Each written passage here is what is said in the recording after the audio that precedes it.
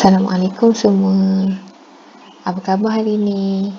Cikgu harap semua dalam keadaan sihat ya. Baik, hari ini kita akan sambung tajuk kita yang ketiga untuk pendidikan seni visual, iaitu seni catatan. Okey, seni catatan adalah satu daripada cabang seni yang selalu kita belajar dekat sekolah lah. Contoh kalau kita buat seni lukisan menggunakan warna air. Jadi kita panggil itu sebagai seni catatan. Okey, setiap orang mempunyai cara tersendiri untuk meluahkan perasaan. Contohnya melalui penulisan. Ada orang suka menulis, ada orang suka melukis ataupun melalui tingkah laku. Tahukah anda seni catatan dapat mewakili gambaran pemikiran seseorang sama ada secara nyata atau abstrak. Pemikiran mereka digambarkan menerusi terjemahan dalam bentuk imej visual.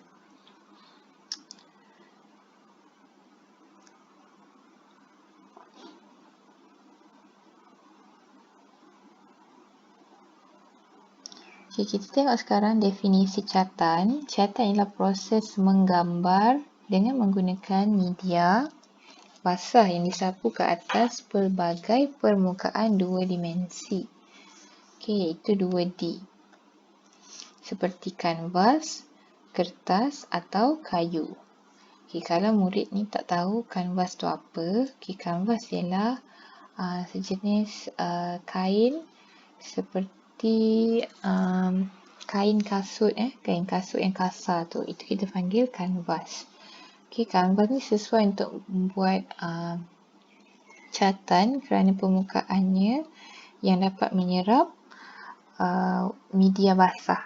Media basah ni ada banyak jenis lah. Contoh macam warna air, warna poster, cat dan sebagainya. Sekarang kita tengok sejarah perkembangan seni catatan. Pelukis cat air tempatan. Kita ada ramai tokoh-tokoh negara yang pandai melukis atau menghasilkan seni catatan. Perkembangan seni catatan dalam tajuk ini merangkumi jangka masa antara tahun 1930-an hingga 1950-an, iaitu zaman sebelum merdeka dan awal merdeka. Seni catatan cat air di Malaysia dipercayai berkembang seawal tahun 1930. Pelukis-pelukis cat air Pulau Pinang menjadi perintis kepada seni catatan moden Malaysia. Karya cat air mereka ketika itu terpengaruh dengan gaya aliran impresionisme yang menggambarkan pemandangan alam semula jadi dan aktiviti kehidupan seharian.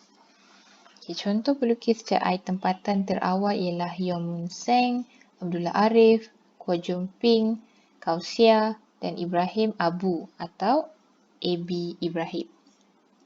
Karya mereka memperlihat kepakaran dalam mengolah cat air yang mampu merakam kesan cahaya dan bayang. Hasil karya mereka dapat dihayati menerusi sapuan berus dan warna yang spontan. Seterusnya kita tengok kepada tokoh yang pertama, iaitu Abdullah Arif. Karya-karya cat air beliau banyak menampilkan tema landscape, hasil penghayatan dan pemerhatian beliau terhadap persekitaran. Contohnya karya Pokok Mengkuang, Bukit Mentajam, iaitu pada 1950.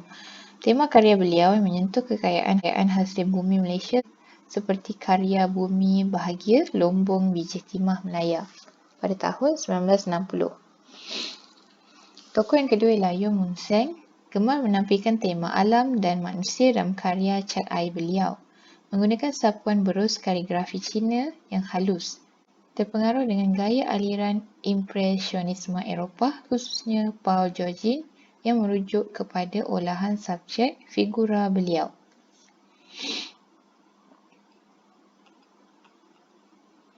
Antara karya yang dihasilkan oleh Yong Mun Seng ialah The Harvesters pada tahun 1948 menggunakan media cat air.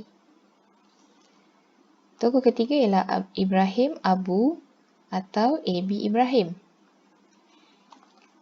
Pelukis didikan sendiri yang menyara hidup dengan melukis. Mahir menghasilkan karya cat air bertemakan landskap dengan suasana yang nostalgik. Contohnya karya Melaka Gate, koleksi tetap Lembaga Pembangunan Seni Visual Negara. Karya cat air beliau pernah diterbitkan dalam majalah seperti Mastika dan Dewan Sastra. Antara karya yang dihasilkan oleh Ibrahim Abu ialah Fishing Village pada tahun 1958 menggunakan media cat air. Tokoh keempat ialah Kausia, pernah menerima bimbingan daripada Sir Russell Flint di England tahun 1933 dalam karya cat air.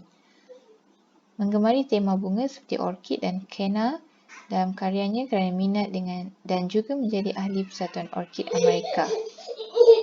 Baik, seterusnya kita pergi kepada contoh karya catan pelukis tempatan.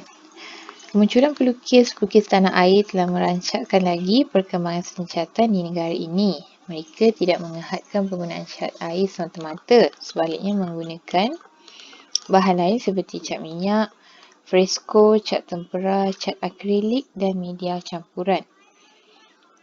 Cat minyak ialah cat yang mengandungi minyak pengering, drying oil, yang berfungsi untuk mendapatkan kepekatan.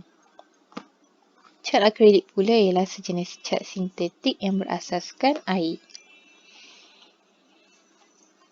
Kita tengok karya yang pertama, Syed Ahmad Jamal merupakan pelukis karya joget pada tahun 1957 menggunakan media cat minyak.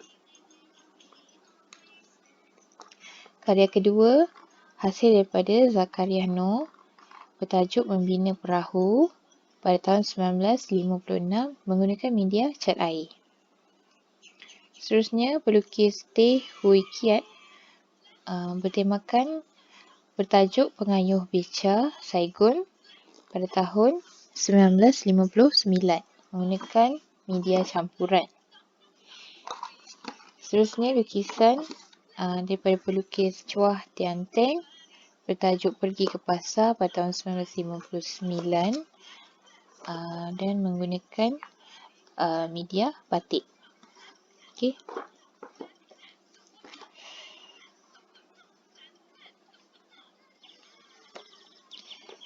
Baik pelajar, untuk penerangan berkaitan dengan seni catan, cikgu dah terangkan tadi. Jadi sebagai kerja rumah, pelajar boleh membuat latihan formatif yang ini sebagai pengukuhan, iaitu banding dan bezakan seni catan dengan seni lukisan. Apakah beza seni catan? Awak tulis 3 kat sini beza. Dan persamaan di antara seni catan dan seni lukisan awak tulis di bahagian tengah-tengah. Dan ciri-ciri bagi seni lukisan boleh tulis di sebelah kanan. Persamaan untuk seni catan dan seni lukisan tulis di tengah-tengah.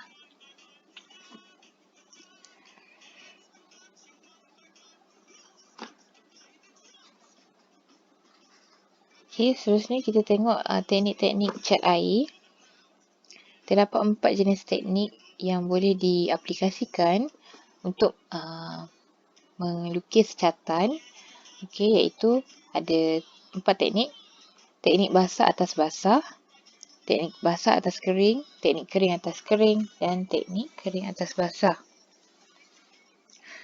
Apa maksud teknik yang pertama? Teknik basah atas basah ialah sapuan bancuhan warna cair ke atas permukaan kertas yang basah. Teknik ini menghasilkan kesan lutsina dan paling sukar dikawal sapuannya.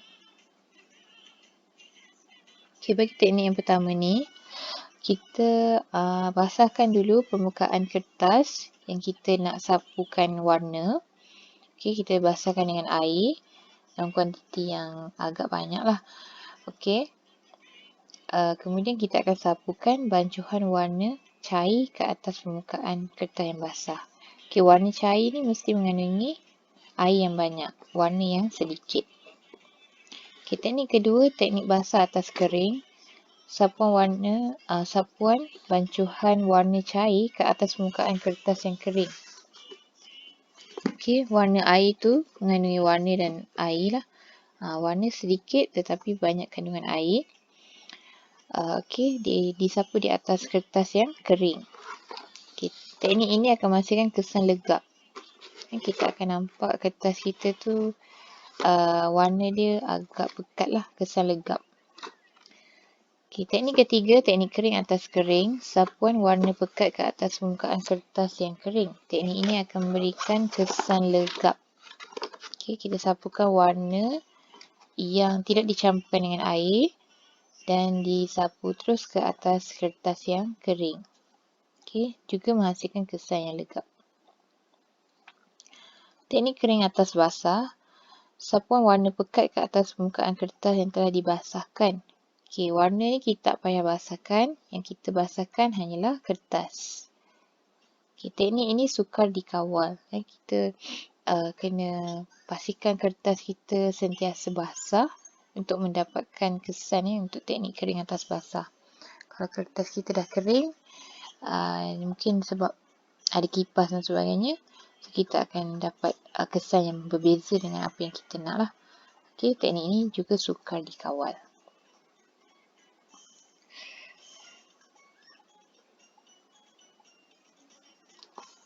Okey, untuk seterusnya, pelajar boleh baca muka surat 32, 33 dan 34 lah. Surat 34 menunjukkan rumusan berkenaan dengan seni catatan. Okey. Kita boleh nampaklah kat sini pelukis cat air. Antaranya yang kita dah tengok tadi, yang Munsen, Abdullah Arif, Kausia, Ibrahim Abu atau AB Ibrahim. Ada pelbagai jenis media di sini dan juga ada 4 jenis teknik untuk menghasilkan catatan. Okey, itu saja untuk tajuk ketiga hari ini. Pelajar jangan lupa buat nota ringkas dalam buku nota panjang, buku PSV. Okey, sehingga kita jumpa lagi pada kelas yang akan datang. Terima kasih. Assalamualaikum.